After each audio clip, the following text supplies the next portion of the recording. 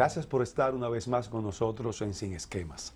En la entrega de hoy tendremos el gratísimo placer de compartir una vez más una muy interesante y productiva conversación con un amigo que nos visita a propósito de un evento muy importante que recientemente ocurrió en el país y con quien estamos seguros que vamos a recibir informaciones, reitero, muy útiles. Vamos a conversar con Rodolfo Pou, quien es arquitecto, urbanista, filántropo, autor de libros y una cantidad de cosas más que conocemos de él y vamos a tratarla en Sin Esquema. Gracias, Rodolfo, por estar con nosotros, arquitecto, aquí. Gracias, Alberto, por la invitación, de verdad.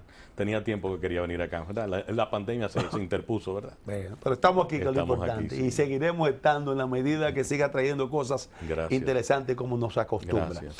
Bien, Rodolfo, vamos a entrar seguido en materia y vamos a hablar de un tema que durante muchos años ha sido quizás utilizado por políticos, por empresarios, por prácticamente todos los sectores, de valorizar la importancia de la diáspora, de cómo contribuyen al desarrollo de nuestro país, pero cómo lamentablemente esa relación no es directamente proporcional, yo lo veo así, a lo que ellos dan, a lo que reciben, y hay que ser sincero en esto. Y creemos que un sector, que tú nos vas a hablar de eso, que representa uno de los 4 pilares fundamentales de remesas del país, en el caso de República Dominicana, junto a turismo, junto a la inversión extranjera y a las exportaciones, además, cómo se mantiene con una, diríamos así, con una relación tan directa y tan estrecha con sus familiares aquí. Así es. Vamos a hablar de eso.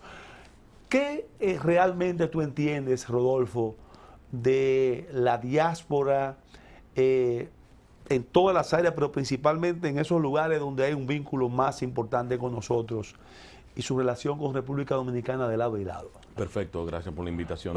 Reitero, a mi parecer, que es el gran temor mío, que es que las remesas están llegando a su pico, que el impacto que pueden tener los dominicanos sobre la economía y el Producto Interno Bruto del país está llegando a su pico y que a partir de ahora esa valoración debe de cambiar. Y tiene que cambiar por experiencia que tenemos de otras comunidades en el exterior que han sufrido la misma situación. Es decir, llegan a un punto, una tercera, cuarta generación, no existen canales de participación políticas o económicas o de transferencia de conocimiento a través de los intelectos que guarda en esa nueva nación donde viven y finalmente terminan desvinculándose. Y el patrimonio que poseen, que bien pudiese ir a favor del desarrollo de su nación de origen, se pierde por completo. El ejemplo lo tenemos en las comunidades de Italia, de Nueva York, con los italianos, que tú los visitas, le preguntas de dónde eres y te van a decir siempre que son italianos, y cuando le dices qué vínculo tienes con tu nación de origen, te dicen que ninguna. Wow. Y lo mismo sucede con los irlandeses que viven en Boston. ¿De dónde eres? I am Irish, soy irlandés. ¿Qué vínculo tienes con tu nación de origen? Ninguna. Y temo que si los dominicanos no establecemos unos canales de inclusión y participación responsables, transparentes, efectivas, reales, temo de que ese patrimonio dominicano en el exterior se pueda perder para siempre.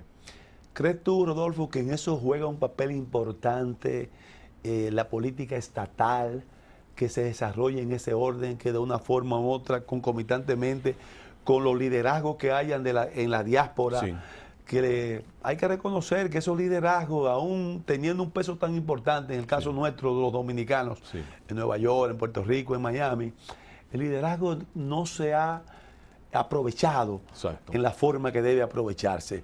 Y lo digo en todos los órdenes, políticos, económicos, deportivos, en todo.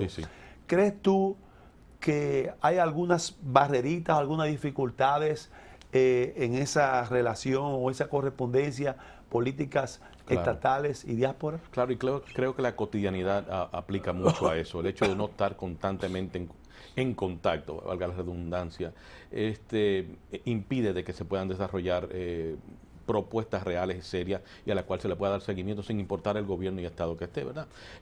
Hay que superar las normas o las propuestas de que van a impactar los aranceles de una mudanza que una persona trae a fin de año, o que si el carro debe ser de 7 años en vez de 5. Lo que tiene como ofertar la riqueza que posee la diáspora, más allá de las remesas que envía, está en su capacidad intelectual, su capacidad crediticia y entender que en realidad qué significan los 10.000 millones que mandaron los dominicanos el año pasado, por ejemplo. Y cuando uno contrapone eso con lo que el dominicano en el exterior generó en ingresos, estamos hablando de 100.000 millones.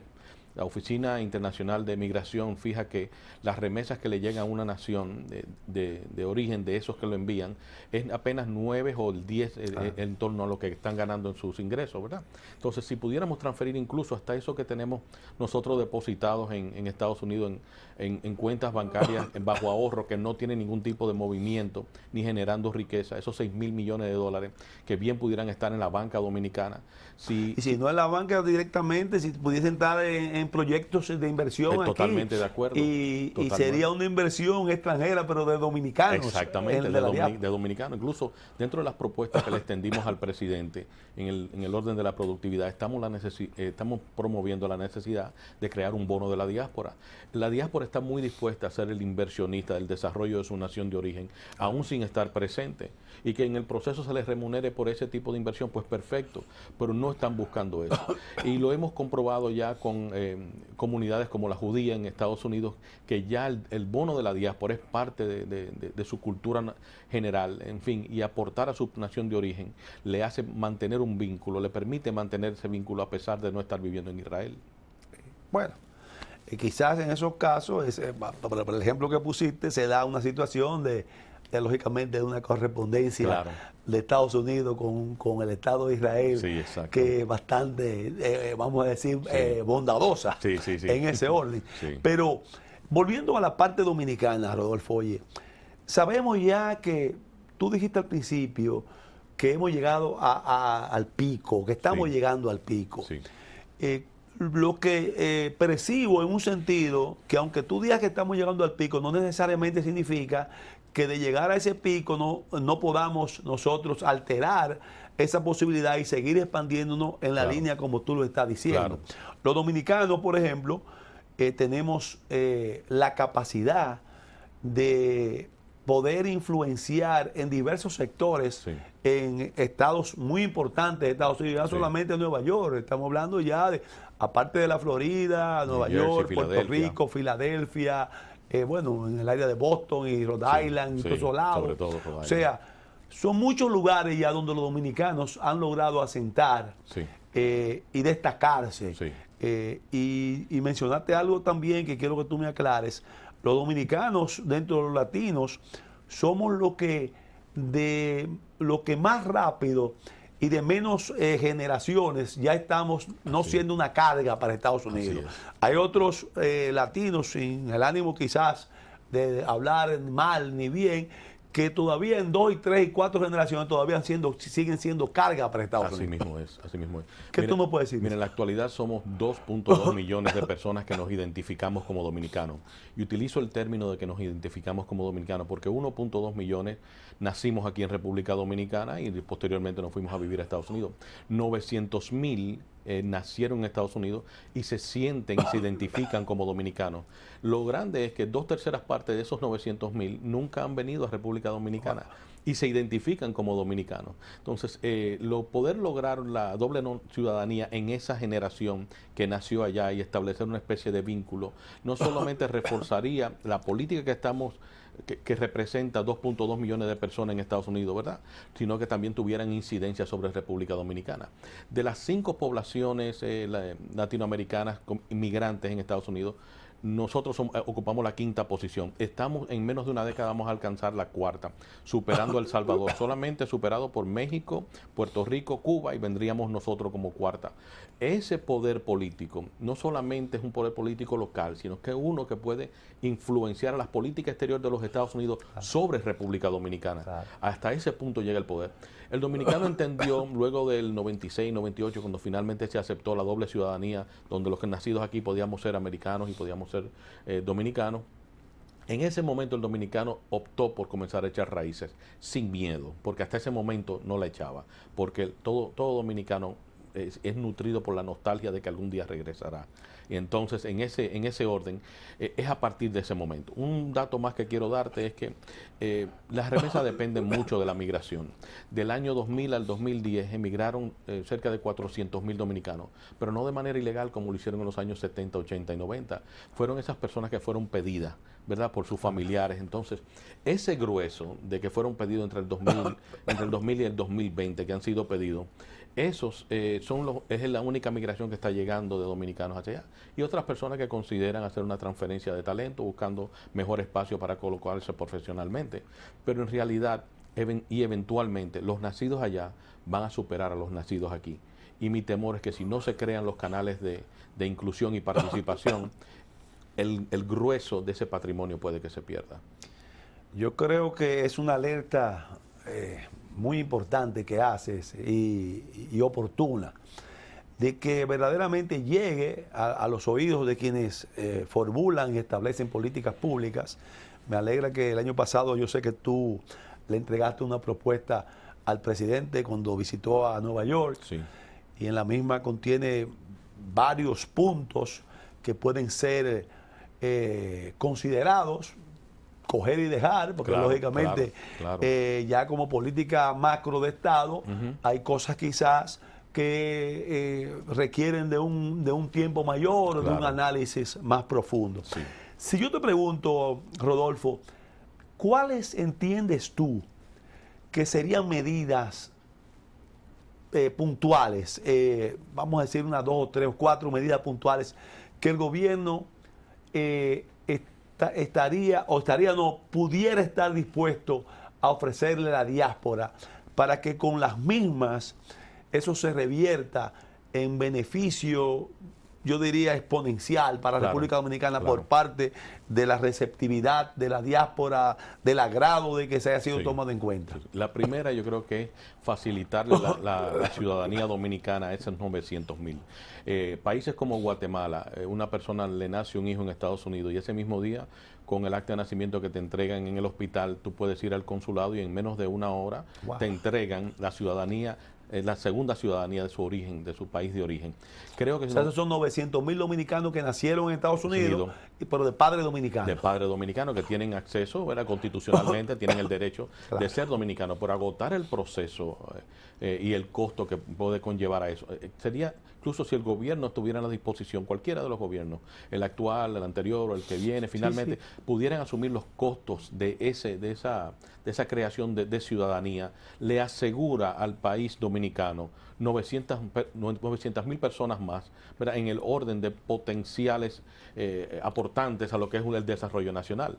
Cuando una persona se siente ser parte de, no es lo mismo que tú ser parte de. Entonces los dominicanos, esos 900.000, en verdad lo que se sienten ser parte, guardan el mismo timbre de voz, comparten con dominicanos, tienen el paladar igual que los dominicanos. O sea que mantienen toda la idiosincrasia y la costumbre dominicana, aún hayan nacido en Estados Unidos. Exactamente. Su formación y su crecimiento ha sido en el ambiente, lógicamente, de su origen. Exactamente, pero no pueden venir aquí a comprar una propiedad si no establecen su estatus migratorio. No pueden tener una cuenta bancaria si no establecen su estatus migratorio. No pueden ser partícipes de los procesos electorales. ¿Y se han organizado ellos, Rodolfo, allá? ¿Hay alguien que se encarga de organizarlo? Bueno, en el caso tuyo de Miami, pero hay algo que se encarga de organizarlo y de hacerle ver de manera clara, llana, que solamente logrando esa fuerza de organizarse, pueden hacer conquistas. Bueno, durante mucho tiempo, como teníamos el pensar de que todos íbamos a regresar, 1.200.000 y los otros 900.000, todos pensábamos que íbamos a regresar, en verdad no. Nunca teníamos una política clara de quiénes éramos como dominicanos en el exterior, con nuestra nación de origen, y quiénes éramos como dominicanos en el exterior. Es decir, los mismos políticos norteamericanos y los políticos locales nunca contaban con los dominicanos, porque los dominicanos no votan, ellos están aquí de pasada. Y ese era el sentimiento. No es así ya. Sí, y ese era el sentimiento. Ahora no es así. Ahora no es así. Ahora estamos viendo como alcaldes, el caso de la ciudad de Nueva York, que es una alcaldía que prácticamente es una nación, es un país. Así es. Recuerdo yo que cuando obtiene la victoria el alcalde actual, el primer país que salió a visitar antes de tomar posesión fue República Dominicana. Así es. Y se pasó casi 15 días aquí. Casi 15 días. O sea que en cierta forma él está reconociendo que en gran medida el apoyo de los dominicanos para su elección fue determinante. Bueno, pues de esa misma manera entonces nosotros tenemos que, eso no significa que es un negocio ni que es un canje, pero lógicamente siempre está la teoría del gana-gana. Tú ganas con mi apoyo, pero yo quiero ganar también con las ejecutorias que tú hagas como alcalde en favor de la comunidad dominicana. Mira, yo no arriesgué, no temo el decir que en los próximos 25 años habrá un alcalde dominicano de la ciudad de New York. No temo decir que potencialmente hasta un gobernador en Nueva York. Ya tenemos una vicegobernadora en el estado de Rhode Island. Una vicegobernadora. Los dominicanos a veces se refieren a los Estados Unidos como los países, ¿verdad? Y no es muy lejos de ser cierto. Cada país en verdad tiene un gobernador y una vicegobernadora que funcionan como un presidente y un vicepresidente y tienen sus cámaras, ya sea cámara baja y cámara alta. La descentralización allá se ejerce. Se ejerce verdaderamente. Entonces, no creo que estamos lejos de lograr más congresistas como lo es Adriano Espaillat. No estamos lejos de asumir grandes e importantes piezas.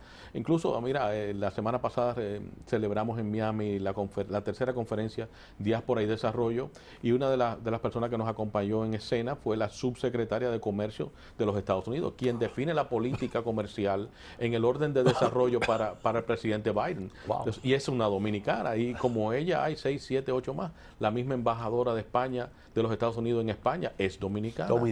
Yulisa Reynoso. En fin, tenemos... Tuvo su problemita ahí para entrar, pero lógicamente ya está ahí, gracias a Dios. Así es, y entonces nosotros cuando le perdimos el miedo a echar raíces, incluso le convino más al país dominicano. Pero yo sigo insistiendo, Rodolfo, verá, a veces a mí me da la impresión de que independientemente de todo eso que hace la diáspora, hasta en cierta forma por inercia, a veces lo hace por el día a día. O sea, ellos no han sabido capitalizar en gran parte esa fuerza que tienen, incluyendo, lógicamente, ejercer la presión en buenos términos, porque no estamos hablando aquí en la presión en términos de crear problemas, de que se hagan cosas para que verdaderamente se sienta un equilibrio de reciprocidad entre lo que ellos dan y lo que reciben. Y tú señalas ahora que me llama la atención la posibilidad a mediano plazo, porque hablando de 15 o 20 años ya prácticamente no es nada en términos de historia, de que los dominicanos sigamos creciendo en llegar a posiciones de poder. O sea, tú sientes en el caso de Miami, que es donde vives, que se están formando liderazgos de dominicanos, así como tú estás haciendo un trabajo extraordinario por la diáspora.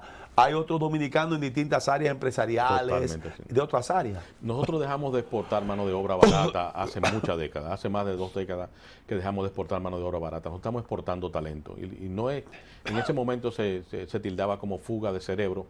En realidad no fue eso. El asunto fue que los dominicanos redefinieron el perfil geográfico que los representaba. No estábamos sujetos a los arrecifes que el mapa define que somos dominicanos. Entonces el país lo expandimos. Y así es que hay que ver la diáspora. La diáspora es una expansión del país, de sus oportunidades y de sus talentos. Y cuando uno comienza a visualizarlo de esa forma, entonces entiende que los cardiólogos que encabezan los departamentos en las universidades de Miami son nuestros de aquí. Bueno, teníamos un doctor que recién falleció. El doctor Jiménez, que era reconocido una eminencia altamente. Así en Nueva York tenemos al doctor La Antigua, que no quiero decirlo aquí porque es mi hermano, pero tenemos también un hermano allá que dirige el área de cardiología en hospitales importantísimos como Mount Sinai y otras áreas. Y hay muchos profesionales de todas las áreas importantes. O sea, tú entiendes entonces, siguiendo en esa línea para que tú continúes, Rodolfo, que ya no se está dando la simple salida de dominicanos a ocupar puestos de obreros solamente en Estados Unidos, sino están yendo ya talentos en distintas áreas. Mire, yo tengo una cercanía con la industria del mueble, y solamente en la sección que está entre West Palm Beach hacia lo que es Homestead, que es el sur de la Florida, existen 12 diferentes instalaciones de de tiendas de muebles, ¿verdad? De esos 12, 9 son dominicanos, los gerentes generales. Es un asunto de formación, también es un asunto de cuando uno está conviviendo con 10 y 12 culturas a diario, se requiere un personaje, si se quiere, ¿verdad?, muy específico. Y el dominicano es fácil de mezclarse, guardar su identidad y, sin embargo, crear un espacio afable y, a su vez... Se da ya también que dicen de que los dominicanos tenemos hospitalidad, que caemos bien. Sí, saber manejar. No hay mejor gerente para manejar personal que vengan de diferentes culturas y diferentes experiencias que un buen dominicano. No lo hay, y eso ya lo han reconocido las empresas norteamericanas, y tú lo ves calando en todos los sectores, en cada una de las industrias, ya sea las de piezas de carro, ya sea de las tiendas al por mayor, ya sea las tiendas al detalle. Cada vez que tú entras a un banco, te topas con que hay un dominicano que es vicepresidente, te topas con, en fin, que es una gran referencia. Yo sé que hablamos mucho de los bodegueros y de las peluqueras, ya esa industria la controlamos, totalmente la controlamos, pero la industria profesional, los dominicanos están calando increíblemente. Arquitecto, ¿están los dominicanos también avanzando en lograr capacitarse también? Bueno, más que capacitarse en lo que tiene que ver con el idioma, ya los dominicanos o siguen todavía la mayor parte de los dominicanos, en el caso de Miami, que uno va a menudo, te mantienen con su idioma. Es generacional, eso es generacional. Y entonces Miami también te oferta la posibilidad de cada persona con la que tú interactúas, 9 hablan español. Entonces es una especie de ser un poco aragán. O sea, que tú entiendes que no representa una ventaja competitiva para los dominicanos que aprendan inglés. No, al contrario, no creo que es algo necesario para trascender es que cuando uno va a los Estados Unidos y se inserta en ciertas burbujas, ¿verdad? Esas burbujas la mayoría de las veces guardan componentes culturales muy atados a los de uno, que en verdad no te obliga a tú tener que hacer grandes cambios. Es algo quizás que vamos a tocar un poquito más sobre eso después de esta brevísima primera pausa que haremos con nuestro distinguido invitado, el arquitecto Rodolfo Pou. Ya dijimos al inicio que es un urbanista, autor de libros, preocupado permanentemente por el rol de la diáspora y su impacto en el desarrollo nuestro. Vamos a hablar, seguir hablando sobre la conferencia que recientemente se dio en el país sobre ese tema. Continuamos en un par de minutos.